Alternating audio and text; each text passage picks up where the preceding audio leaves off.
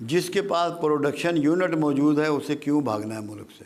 اپنے کھیتوں کو آباد کرو، اپنی دکانوں کو آباد کرو، اپنی گلیوں کو آباد کرو، تمہیں بہترین زندگی گزرے گی۔ صرف جب ہم کمپیریزن کرتے ہیں نا دوسری اقوام سے، پھر ہم بھاگتے ہیں، کمپیریزن میں ہم کمزور ہیں، مگر یہاں سب کچھ ہو جانا ہے۔ انڈیا میں کروڑوں آدمی فٹ پاتھ پہ پیدا ہوتا ہے، فٹ پاتھ پہ مرتا ہے، کروڑوں آدمی رکشہ رائڈر ہے، ٹرین کے اوپر چھتوں کے لوگ سفر کرتے ہوئے مرتے ہیں۔ پاکستان میں تو باہر کوئی نہیں سوتا، یہ صرف مستی ہے باہر جانے کی، دھوکے میں ان سب کو واپس آنا ہے۔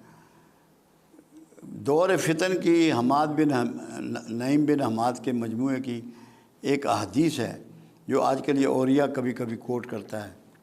پوچھا گیا یا رسول اللہ صلی اللہ علیہ وسلم آخر زمانہ میں فرنگیوں کے ملک ہوں گے؟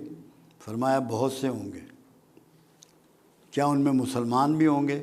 فرمایا بہت لوگ وہاں مسلمان ہوں گے، مگر آخر زمانے میں ان کو قتل کیا جائے گا۔ تو وہ زمانہ آ گیا، کیونکہ نفرت کی لہر، دیکھیں کام تو چھوٹا سا سٹارٹ ہوتا ہے نا، ابھی برطانیہ میں ہوا نا شروع، یہ بڑھ جائے گا۔ وہ جو خاکے بناتے ہیں وہ بھی اسی لیے بناتے ہیں، آپ کو ٹیسٹ کرتے ہیں کہ آپ میں غیرت کتنی رہ گئی ہے، سو گئی ہے یا جاگتے ہو۔ تو یہ تو کامیاب تو آپ کا خطہ ہونا ہے، کیوں؟ آپ کے پاس ہر پیداوار ہے، پہاڑ ہیں، برف ہے، سبزیاں ہیں، گوشت ہیں، پھل ہیں، انڈے ہیں، دودھ ہے، بکری ہے، پانی ہے۔ کوئی چیز ایسی ہے جو آپ کے پاس نہیں؟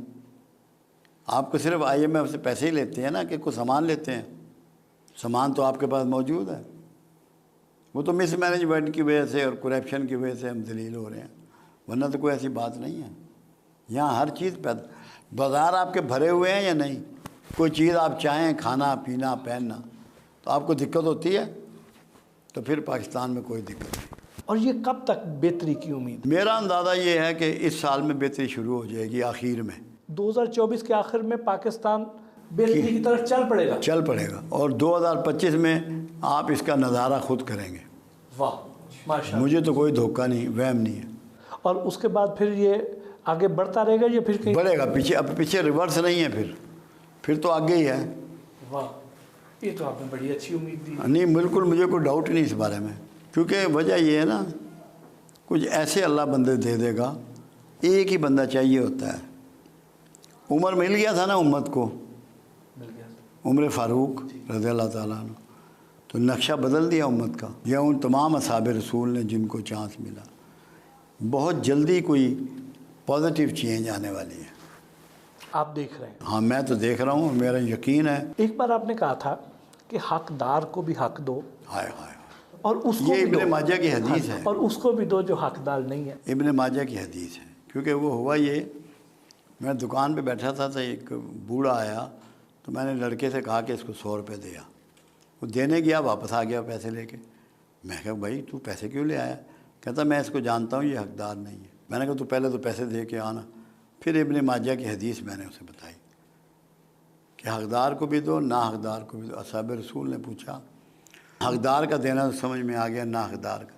فرمایا جو تمہیں ناحق مل رہا ہے یہ بند نہ ہو جائے۔ ہم کون سا حق اللہ کا پورا کر رہے ہیں جس پہ ہمیں موجیں مل رہی ہیں، گاڑیاں، کھانے پینے، بنگلے، کوٹھیے؟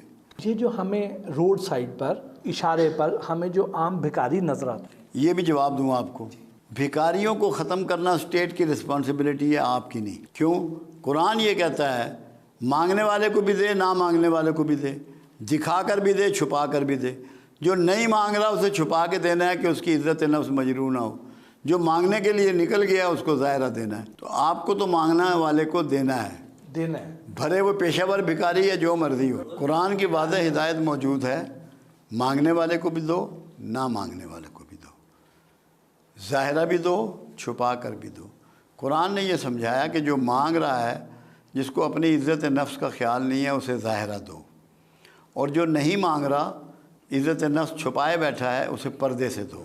آپ بھکاریوں کی بات کر رہے ہیں، آپ کے اوپر ڈیوٹی ہے قرآن کی روح سے کہ آپ مانگنے والے کو دیں گے، چاہے وہ پیشہ ور بھکاری ہے، چاہے سچا بھکاری ہے، چاہے جھوٹا بھکاری ہے۔ یہ اسٹیٹ کی رسپانسبلٹی ہے کہ جو امر بالمعروف اور نہی عن المنکر کی ذمہ دار ہے کہ وہ بھکاریوں کو روکے، ان کا سد باب کرے، ان کے لیے کوئی ہاسٹل تعمیر کرے، ان کے روزگار کا بندوبست کرے۔ آپ پر قرآن نے یہ ذمہ داری ڈال دی کہ مانگنے والے کو بھی دینا ہے، آپ نے وہ دینا ہے۔ دینے پہ تو دیکھو نا قرآن کمال کی بات کرتا ہے، نہ ہاتھ کو اتنا کھلا چھوڑ دے کہ کل کو درماندہ پھرتا رہے، اور نہ گردن سے باندھ لے کہ کسی کو کچھ دے ہی نہ۔ تو لوگوں نے تو ہاتھوں کو گردنوں سے باندھا ہوا ہے، اور کچھ لٹائے جاتے ہیں، احساس نہیں کرتے۔ اللہ کہتا ہے نارمل رہو، اعتدال میں رہو، اعتدال کی زندگی گزارو، سارے عبادات میں بھی، صدقہ خیرات میں بھی اعتدال کو رواج بناؤ۔ اللہ پاک انسان سے توبہ کی توفیق کب چھین لیتے ہیں؟ بڑی آسان سی بات ہے، جب وہ اللہ سے معافی کی امید چھوڑ دیتا ہے۔ کیوں؟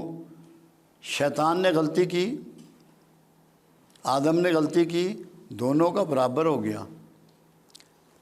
آدم نے معافی مانگ لی کہ میں نے اپنی جان پہ ظلم کیا، میں نے غلطی کر دی، ایڈمٹ کر لیا نا۔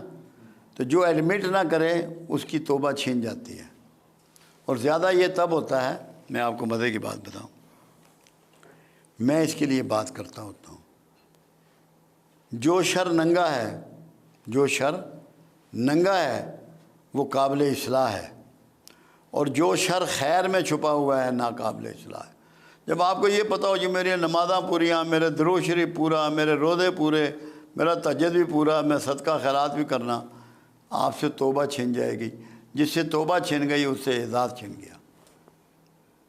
جو نیکی کے کبر میں مبتلا ہوتا ہے تب توبہ چھن جاتی ہے۔ آپ کبر کے درجے بھی بتاتے ہیں۔ درجے تو بے شمار ہیں کبر کے، کہیں سے بھی شروع، پہلے تو نسب سے شروع ہوتا ہے کہ میں راجا تو کمی ہے، یہ آ گیا کبر، شیطان آ کے کھڑا ہو گیا۔ سب سے اوپر نیکی کا گمان، پھر نسب کا، پھر علم کا، پھر ہنر کا، پھر پیسے کا، پھر پوزیشن کا، یہ سارے کبر ہے۔ نیکی کا کبر سب سے خوفناک ہے، اور نسب کا۔ دو اتنے بڑے کبر ہیں جس میں معافی نہیں ہے۔ آپ ہمیشہ زور دیتے ہیں کہ انسان کو جو لاحق امراض ہیں ان میں سے 80% کا تعلق انسان کی ذہنی اور نفسیاتی مسائل کے ساتھ ہے۔ میرا خیال ہے اس سے زیادہ، کیونکہ دو چیزیں ہیں۔ قرآن یہ کہہ رہا ہے بیمار تو اپنی غلطیوں سے ہوتا ہے، شفا میں دیتا ہوں۔ اگر یہ بات قرآن نہ کہتا تو پھر میں یہ نہ کہتا۔ قرآن کہتا ہے کہ اپنی غلطیوں سے تو بیمار پڑتا ہے اور شفا میں دیتا ہوں۔ بیماری کے میجر سورس وہ ہیں جو انٹیک کے سورس ہیں، ناک ہے، کان ہے، منہ ہے، گلا ہے، آنکھیں ہیں۔ اگر آپ ان کو جو قرآن نے استعمال ان کا بتایا ہے، وضو کرنے کا طریقہ، اٹھنے کا طریقہ، نہانے کا طریقہ، کھانے کا طریقہ، کتنا کھانا ہے، کب کھانا ہے، یہ سارے شعور جو دیے ہیں، اگر اس کو آپ اپلائی کریں تو 99% چانسز یہ ہیں کہ آپ بیمار نہیں ہوں گے۔ اب میں بیمار ہوتا ہوں نا، میں نے اپنی جوانی میں بہت بے اعتدالی کی ہے کھانے پینے میں، ایکسرسائز نہیں کی جو کہ ایک لازمی جز ہے۔ یہ یوگا سے بہتر ایکسرسائز آپ کو نماز کی شکل میں دے دی گئی ہے، جو ایکسرسائز جو ذہن اور جسم دونوں کو ڈیل کرتی ہے۔